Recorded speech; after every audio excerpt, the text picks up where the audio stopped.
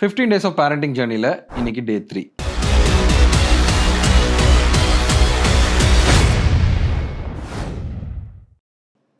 பெரியவன் இருக்கிற வீட்டில் சின்னவன் பிரச்சனை, சின்னவன் இருக்கிற வீட்டில் பெரியவன் பிரச்சனை.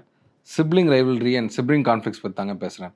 ரீசெண்டாக கிட்ட வந்த கப்புள் சொன்ன கம்ப்ளைண்ட், சார் சின்னவன் 2 வயசு தான் ஆகுது, அவனை நான் ஈஸியாக மேனேஜ் பண்ணிடுறேன், எனக்கு அவன் பிரச்சனை கிடையாது.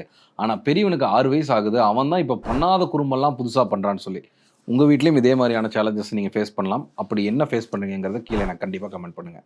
ஸோ இந்த வீட்டில் அந்த குழந்தைய ஒரு 6 வயசு குழந்தை, 2 வயசு குழந்தை ஒரே வீட்டில் வளர்ந்துட்டு இருக்கும்போது 6 வயசு குழந்தையோட திடீர் மாற்றத்துக்கு காரணம் அந்த 2 வயசு குழந்தை தான். அதுதான் உண்மை. ஏன்னா புதுசாக ஒருத்தன் வந்துட்டான் நம்ம கூட எல்லாத்தையும் பங்கு போடுறதுக்கு. முதல்ல சின்ன குழந்தையாக தான் இருந்தால் 2 வயசு இருக்கும் வரைக்கும் அவனுக்கு அந்த பொம்மையிலையோ இல்லை வேறு பொருட்கள்லையோ பெரிய ஷேரிங் காம்பனண்ட் இல்லைங்கிறனால இவன் கொஞ்சம் அடக்கி தான் வாசிச்சான். ஆனால் போக போக போக இவனுக்கு வாங்குற ட்ரெஸ் ஆகட்டும், இவனுக்கு வாங்குற பொருள் ஆகட்டும், எல்லாத்துக்குமே ஒருத்தன் போட்டிக்கு வந்துட்டானோன்னையும் இங்கே தான் ரெவில்ரி, அதாவது ஒரு பொறாமை, ஒரு போட்டி, அது ஏன் இவனுக்கும் கிடைக்கிது அப்படிங்கிறது நம்ம குழந்தைகிட்ட வருது. அப்போ இதை ஒரு பேரண்ட் ஹேண்டில் பண்ணணும் அப்படிங்கிறத பற்றி டீட்டெயிலாக நெக்ஸ்ட் வீடியோவில் சொல்கிறேன். Stay tuned.